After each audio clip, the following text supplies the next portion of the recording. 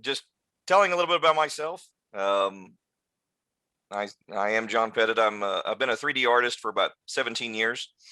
I have worked in a lot of different industries, holding various positions from architecture to aviation to video game development. Um, in the past, I've designed luxury buildings, and I can get started to showing what that looks like. All 3D rendered, just concept artwork that the company wanted me to do so that they could then take this to the architect and say, I want it to look like this. And then he would drop or she would drop the design plans, and then they would get to the contractor to actually build it. This right now is existing in New York City, about a block or so away from Central Park. Um, and it pretty much looks exactly like you see here. Right? Even the chairs are exactly where they are, and the artwork. There's this gigantic picture of a plane is actually a TV. They custom built it just for this area, so it would fit the wall. And again, they didn't know if they had enough room to fit that TV on the wall, and that's where I come in. I was able to put that in there, measured it up, and showcase it to see if it would fit or not. Mentioned Taylor Swift. You can see by the tail number, there's a TS at the end. That was a little hidden number that she had put up. This is one of her planes. When they came in, this is a Falcon that we got to design the paint scheme on the exterior part of it. And then the interior part was kind of over the top design work. But again, this is all interior 3D renderings, not actual, photograph that we can do for the customer. And then this was Michael Jordan's crazy plane that he did for Gulfstream. It was a little less subtle. On a lot of these celebrities tend to try to make them very subtle so that fans don't recognize them when they're landing. Michael Jordan doesn't care. So he made sure it was standing out pretty good. But that's some of the stuff I've been doing for the last 17, 18 years now. Let's see. And then we were talking about, go ahead. Yeah. Like the second question would be, how would you relate what you do to game design and animation? Obviously, I can see some of it there, but if you were talking to a 16-year-old, 18-year-old student, how would you explain that this is really related to what they may want to do? Well, it's very close to it, and I'll show you why. With 3D renderings in video games, there is a limit of how many polygons or the sides that can make up an object that you can implement into a video game. In this case, with this old Model T, you can clearly see a lot of the segments in the wheels that make up the polygon count. This is an extreme measure that you would have in a video game where it would be low count, so that you don't put too much strain on your computer or your video game console.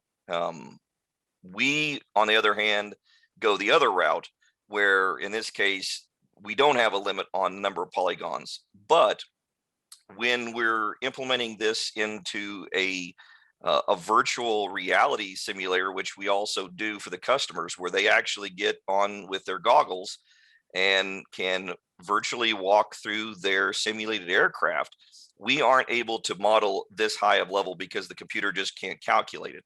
So we have to go back and simulate and remodel something that looks more like a video game.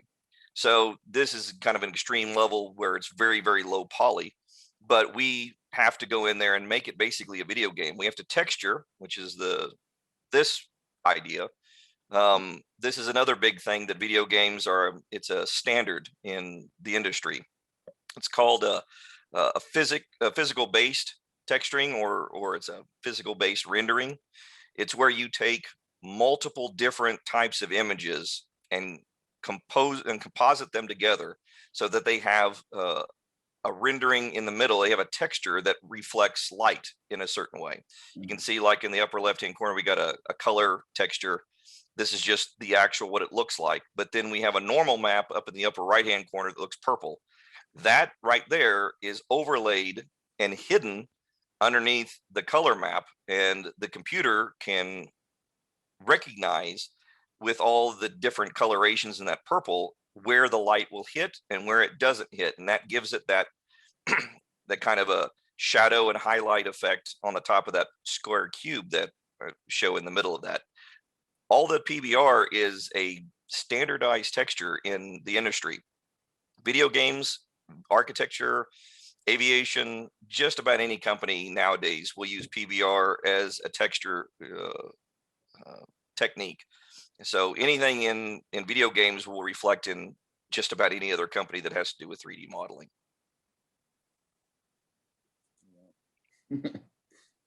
So in order to get into these fields where they're related, like the 3D modeling and computer animation, computer artist, game design, what kind of training or college would a student need, or did you get? The college education is important in the fact that it gets you the foot in the door. Your portfolio is going to be really your creme de la creme, your really your most important thing, which will come from a college degree. You can self-train yourself as much as you want, but without a professional instructor teaching you not just the software, but the ins and outs of the industry, which would be through a college degree, you're not going to get as far in advanced as students that do actually go through an art degree program that specializes in video game development. Software skills is going to be your number one focus. You need to put as many programs under your belt as you can. I've got a list here. Did it switch over for you? Let me see if I can close it. All right, let me see here. I'm going to switch over here, and this work showed, I think, comes up for you guys. Yep. So this is basically kind of a concept of the software that you're going to have to start thinking about, and we're kind of getting ahead of ourselves here, but when you're going through picking your college and picking your degree, it's really important not to just pick a degree that is computer animation or video game development. You really need to go in there and actually talk to those who are going to be instructing you, and covering the software that the industry is going to be using. For example, when I was going to Missouri State, at the time they used Lightwave was the software they trained for 3D modeling. I can tell you right now that in almost 20 years, no company has ever used Lightwave. It was a unfortunate program that someone had kind of convinced the school into selling to use, and they went with it.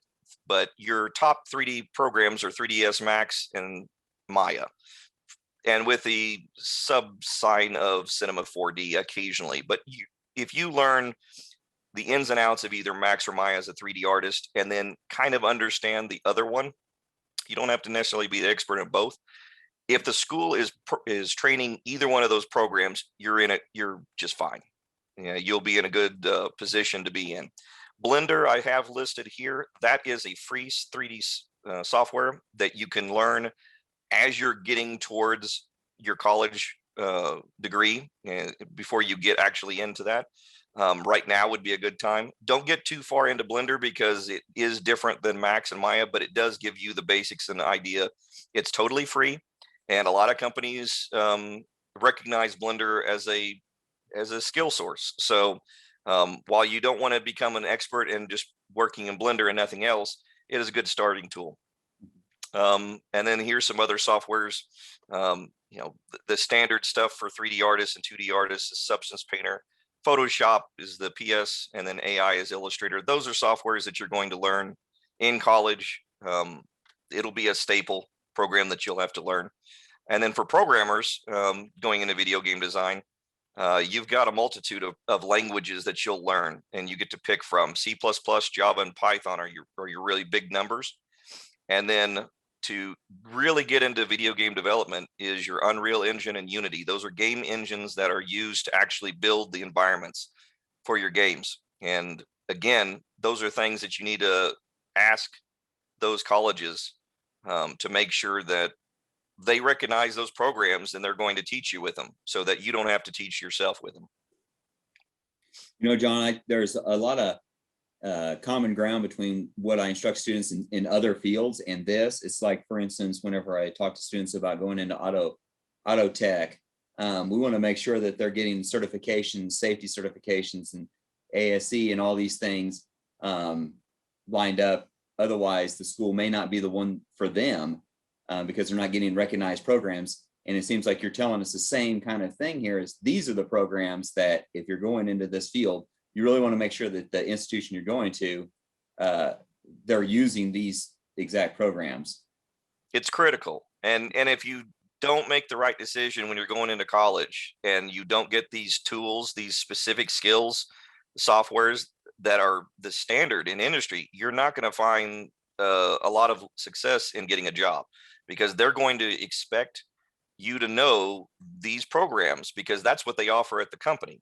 You don't necessarily have to be certified in some of these programs, although Autodesk has certification and Adobe has certification offerings in these programs that you can take tests outside of school that show that you are at expert level at these programs. They are available. Both Autodesk and Adobe have those options that you can pursue on your own, and that just looks better on a resume.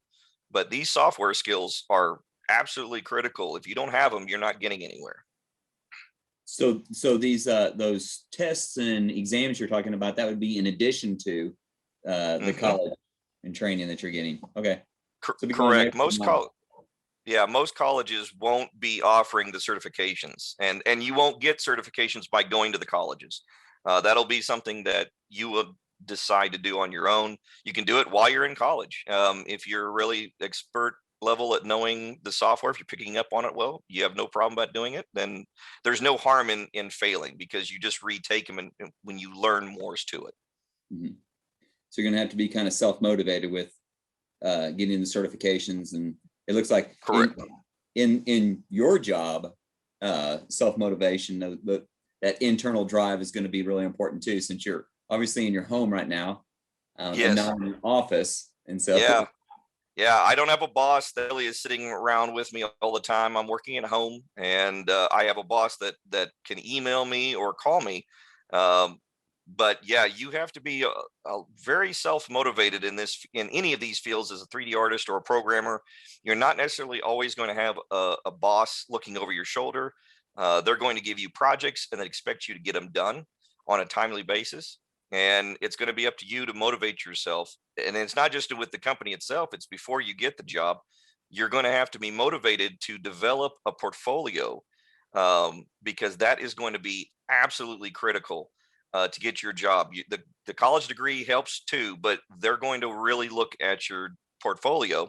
And that is going to be something that you're going to have to do on your own post college, even by developing your skills, getting better at these software programs, and pushing out better artwork or better programming. Mm-hmm. So that portfolio would contain things that maybe you've done in college, but also jobs that you've done on your own to hone your skills.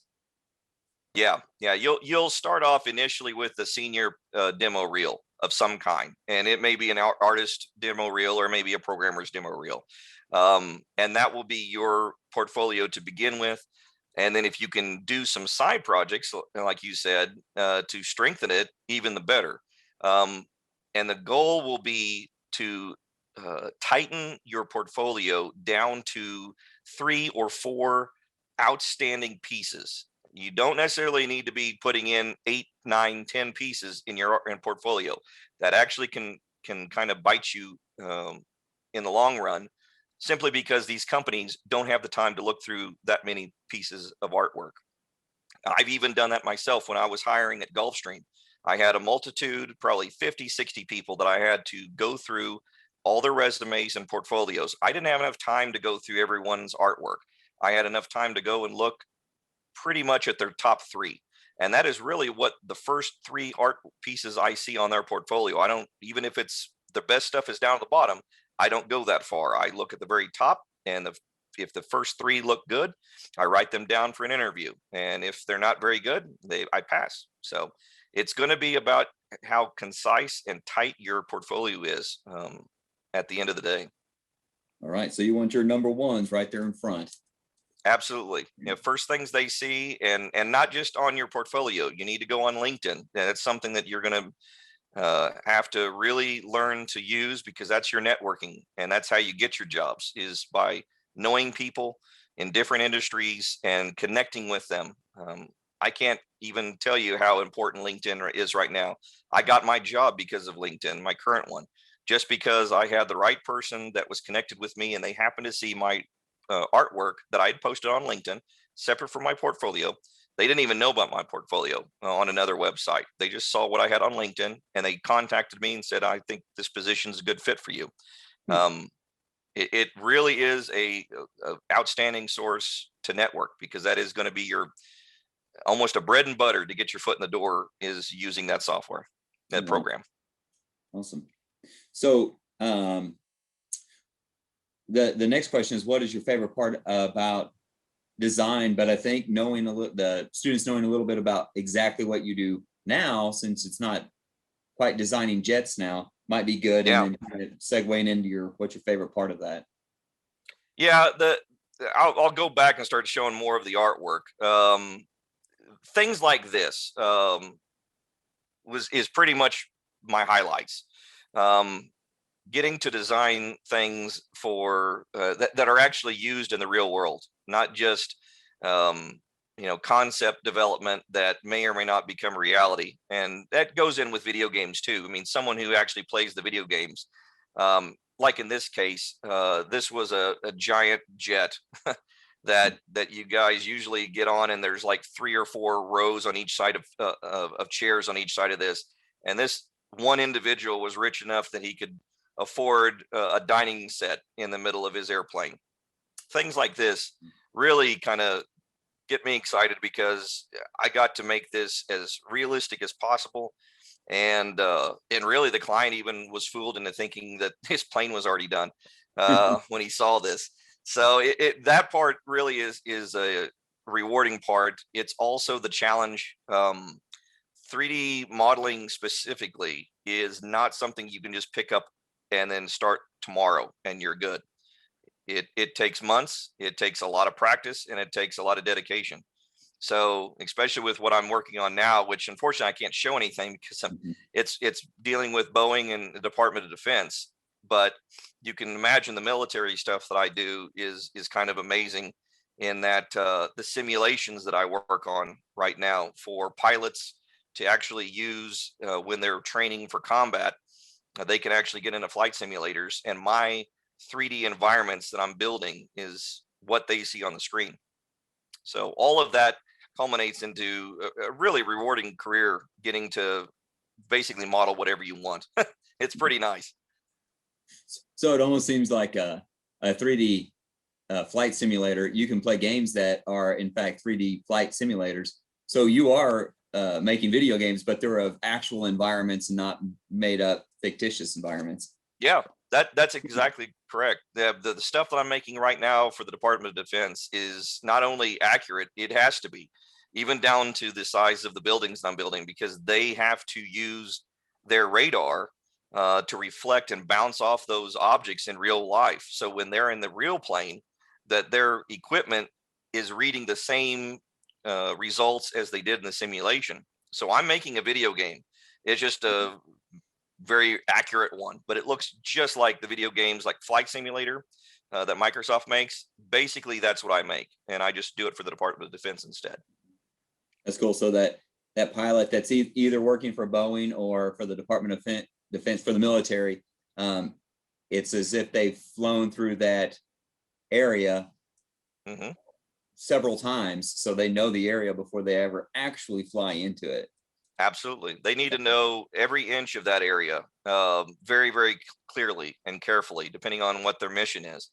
And that's part of my job, is to make sure that they are not missing it. If the house that they are needing to look at is 20 feet to the right and their radar is geared for 20 feet to the left, they're going to miss it. And if it's at nighttime and they're looking for something specific, and if it's not reading on their radar, then they're going to miss it. It's going to be because my software that I gave to them, my video game part, wasn't accurate. Oh, wow. It gets pretty heavy, doesn't it? It does. Yeah. Especially with the DoD, they are not they're not lenient. So, but again, it's a good solid job when you're working for the Department of Defense. Uh-huh. That's interesting. So I think students have kind of an idea of where you started as wanting to be a game designer and where you are now, how you made that kind of natural transition into what you're doing currently. And it's essentially the same thing. Same thing. Yeah, it really is. And that's the whole point of being a 3D artist. I mean, you go after a video game job, and while you're going after the video game job, you're getting the secured financial job that you really need to have to pay the bills, to pay all that finances that need to be taken care of. So you're not worrying about, at the end of the day, how are you going to come up with rent money. You can then concentrate all your creative focus at the end of the day on working on a portfolio, getting it better. That way you can start going after the video game job that you really want. You basically cover plan B, which is what I'm doing, and then go for plan A and keep going, and as long as you want. So what's your least favorite part of being a 3D artist?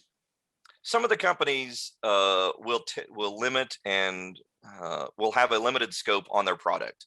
And this is kind of an example right here. When I was with Jet Aviation, we didn't have a lot of creative license at this company, because the customers pretty much wanted to buy the same plane.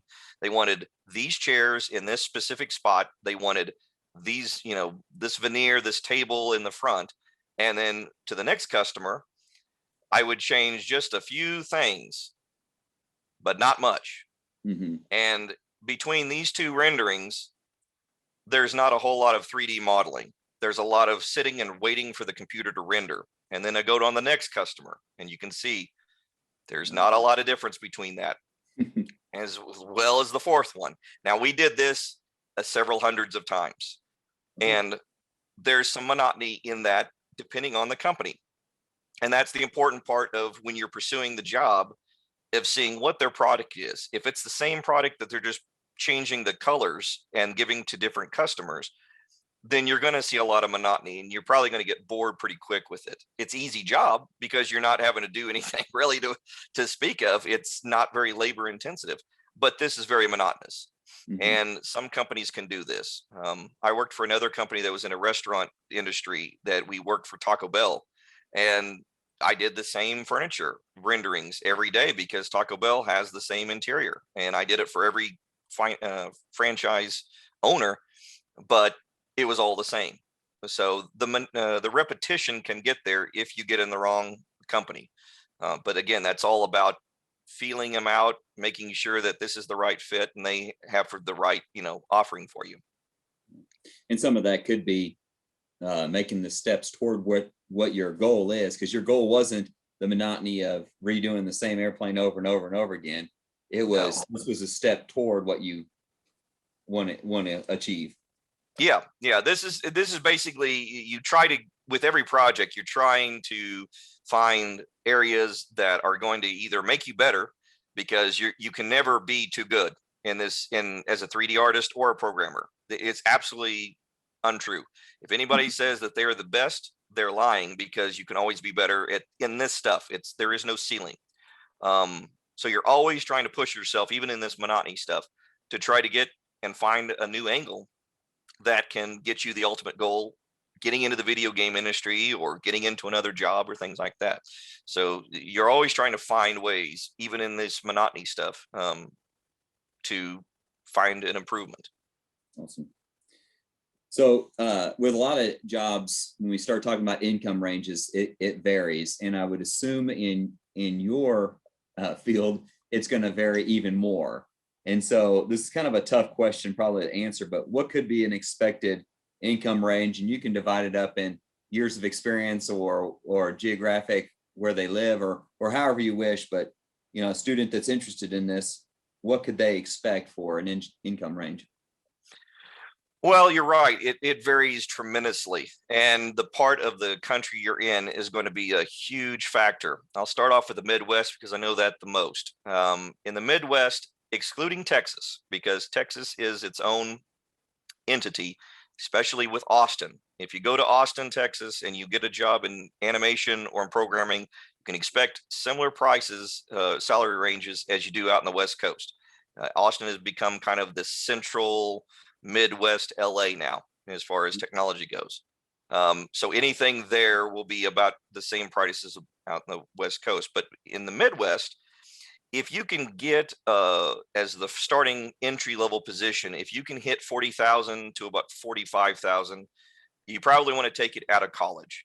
That gets your feet wet, and that can get you your 3 years experience that you really need to get. That's your sweet spot of that experience that most of the companies that are paying the bigger bucks are looking for. Once you get that 3 years under your belt, you start looking for the higher prices. The mid range will be 55 to 65,000, and that's again in the Midwest as a 3D artist. You can get up to 75 and 85,000 on the West and East coasts.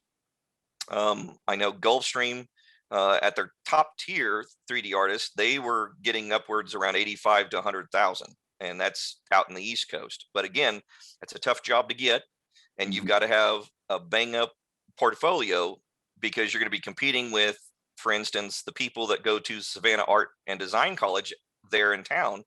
They're getting direct ties with Gulfstream, which is in the same city. So they've got an upper hand on you already. And so there's a competition there. If you go out in the West Coast, you're probably looking at around 80,000 if you're lucky. But that's again, once you have about 3 to 5 years experience under your belt. And when you get to around 10 years experience or more, you can get a little bit higher, but there is a big ceiling. And I will stress this. There is a ceiling in this industry.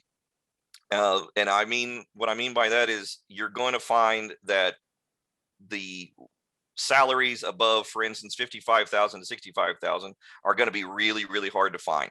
Most of these companies don't quite see the value of a 3D artist or a programmer with that salary range. They think that that is a good one, and you can make a very good living with that salary, no problems whatsoever. I will say that programmers are going to be paid more, and that's kind of a caveat with this industry. Programmers are just a different breed. Software engineers are easily $100,000 plus, not even hesitating on that. I've known several of them here in town in St. Louis, and they make six figures. So depending on what you're going into. Now in the video game industry, the whole idea that you can make $100,000, $200,000 a year is a misnomer. It's not quite that level. If you become a lead or a senior level, which is usually around 10 years or so, and you really know the company inside and out, you could get the six figures over $100,000. But in the reality of it all, video game industry will pay around 50 to 70, $80,000, and that's it. Even if you're out on the West Coast, because they do what's called contract work rather than hiring full time. You come in, you'll work on one title, and then they'll let you go, and then you need to go to another company and work for that company for a 6-month, 12-month period, sometimes a little bit longer, but you won't have the full-time positions. You won't have the benefits of insurance coverage that companies will give you all the time, like a company like an architect firm. Like they will give you a full-time position, and you will have job security, which is something that you'll value more as you get older. Well, so that might be a time for a teacher to pause and maybe go back through that for some students, because there's a lot there to consider with where you live, where you could see yourself moving to, and then schools, because you mentioned a school out in the East that kind of gives you a help with Gulfstream. So is there a school in St. Louis that could be helpful? Because that's where you are physically right now, is in St. Louis. Are there schools there that could help? There's a few, but they're not specialized. All the schools here in town, for the most part, are just state universities. You've got SLU, St. Louis University. That's a good, solid school. It's expensive, but it does have some animation and definitely programming capabilities that offers it. If you are really good at the books and are really intelligent, you really push hard to get your degree, your grades up in high school, there's an outside chance you could get a scholarship at Washington University. If you can get into that school, you're money. And the reason is because it's comparable to Harvard and Yale. It's the hidden jewel of the Midwest. It's really expensive to get into, but it's one of the top schools in the nation. And they do cover not just animation, they cover everything. And their equipment is top of the line. Their faculty is top of the line. That would be just a dream to get into that, and you would find a lot of benefit. At a lower level, you can go into what's called UMSL, University of Missouri in St. Louis. They have a lot of tech focused classes that can go into. They're not as dynamic as St. Louis University, but they do have some technical programs that can go into, I think, animation. I don't believe they have a video game background, but then again, you don't necessarily have to go into specifically a video game degree. I didn't. I got a 3D animation degree. I had no background of actual video game knowledge when I got out of college. Didn't matter. You could still train yourself. The stuff that they don't train you, you can pick up on. It's the software knowledge and the skills of using that software is really what the bread and butter is. So if a student was interested, you mentioned one free software, I believe was Blender. Are there other software that students may look into to kind of practice and start trying to get a little jump on it? Besides Blender, when it comes to 2D artwork, which again, any 3D artist needs to have a 2D software under their belt that they're going to need to know forwards and backwards, because you're going to be making your textures that go into your 3D model in one of those 2D programs, either Substance Painter, which is a sort of 3D painting program, and Photoshop. But as an alternative for free, GIMP, GIMP, that is a clone of Photoshop. It's not near as good, but it does have a lot of the basic fundamental features that Photoshop offers that can get it started. As far as the programmers, they're money, because none of these languages are in software that costs anything. Most programmers are writing in what's called like Notepad++. It's just a notepad basically that any computer has, and you're just writing code in it. Unreal and Unity are your two big game engines. Those are free. The only time you have to pay for anything is if you publish a game with those and they make X amount of money. But programmers are going to have it easier getting free stuff at their fingertips than 3D artists will. And they pretty much can use any of those five things right there. They can jump in immediately.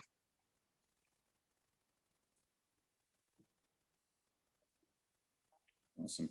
Most students that know me or that I've worked with have know that I was taught Project Lead the Way and did some 3D modeling in it using Autodesk, but also noticed that we had some engineers here where I live in Lebanon, and we were going to have a new middle school built, and they did their initial drawings in Sketchup, which is and they would use a version of that. And there's free Sketchup there as well that you can get for architectural drawings and things like that. And it's a bit different than like Autodesk, Revit, but it kind of gives you the basics. I mean, you start understanding how you build on a two-dimensional plane and extrude into a three-dimensional object and things like that. So it's a good one. And I, for some reason, had slipped my mind on SketchUp because it's been so many years since I've used it. But I did use it for an architectural company years ago.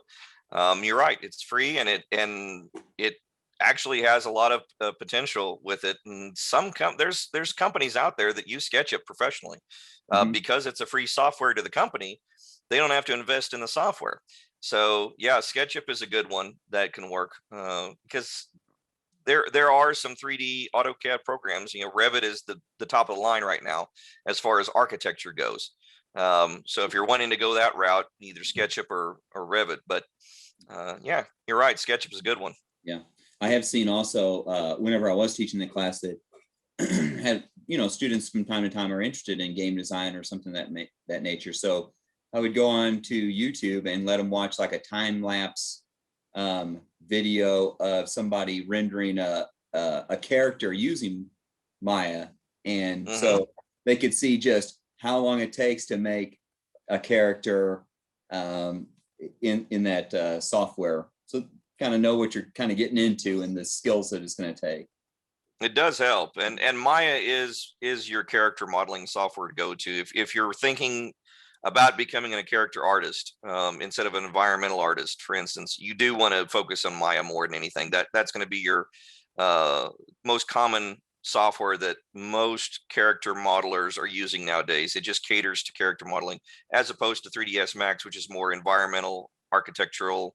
If you want to do the backgrounds of video games, the world environment, things like that, Max is the better one. Let's see.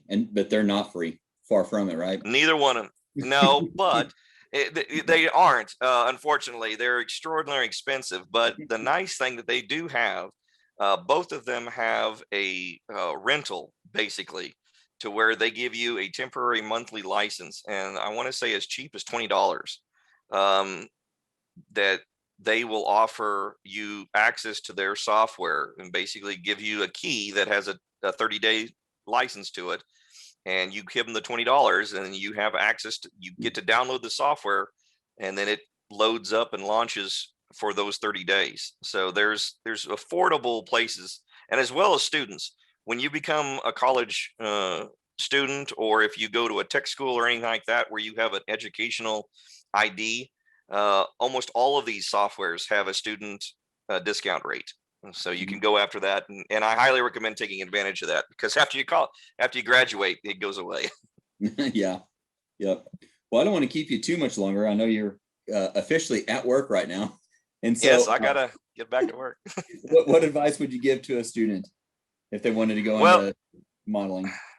well, the first and foremost thing, and we already talked about with the artist of the three samples. Don't bog yourself down with 6 or 7 on your portfolio. Just show 3. That's all you really need. And when you get something better than one of those 3, delete the other one, put it in a hard drive, forget about it, upload the next one, have 3 on both your portfolio and your LinkedIn website. And then also, besides having a LinkedIn website, get that job that just pays the bills. It may not be the greatest job in the world. It may be frustrating that you don't get the video game job right off the bat, but it is a relief and a lot off your mind when you know, again, you don't have to worry about rent money or your car payment or your insurance. Once you have that job, doesn't matter if you're not in the industry or not for video games, you can focus on getting into that industry while you're working in someplace else. In the evenings, if you're passionate enough about this job, because you're going to have to be obsessed about getting in the video game industry. I can't even stress that enough. If you take this casually, you're not going to get into it. There's a huge demand for a lot of students and a lot of people that are trying to do this. And the ones that have the biggest passion, that it puts time and effort into it on their evenings and personal time, they're going to be the ones that succeed. You got to just stay at it. And you got to stay hungry. So it's not an easy industry to get into. Just because you It, love to play Minecraft or something, it's not going to be enough. I've been in 3D modeling for 20 years. I've barely got into video game development. Even now, as the stuff I can pump out, it's still not good enough because of certain aspects of it's just there's so many people trying to get into these industries, and there's just not that many companies that are making video games in the numbers of tens of thousands of artists and programmers that are trying to get in. There's just so many positions. Mhm. So it's just a matter of how hungry you are and how dedicated you are and how much of a drive and obsessed and desperate you are to get into that thing. Well, that's good information to have for students, so they can think, it's okay to have plan B and be working plan B while you're still trying to get plan Yeah. A going. That's Yeah. okay. Yep. It doesn't mean you failed. It doesn't mean that you haven't succeeded. It just means that you're smart and you're wise and you're taking care of the essentials and your priorities, and that way you can focus on the stuff you really want to do. Awesome. Awesome. Well, John, I really appreciate your time, especially since you're at work right now, to talk to students. And I hope they've gained some information and some knowledge out of it. And just want to say thank you. Well, thank you so much for giving me the opportunity to come on and speak a little bit about it. I hope that it does inspire some students here to really push at it, because it's an awesome industry. And I'm so excited to get more 3D artists in the field, because even at my company, we could use more gifted artists and programmers all the time. So it's really kind of exciting to see what they can come up with. So, Awesome. All right. all right. Thank you very much, John. Thanks, sir.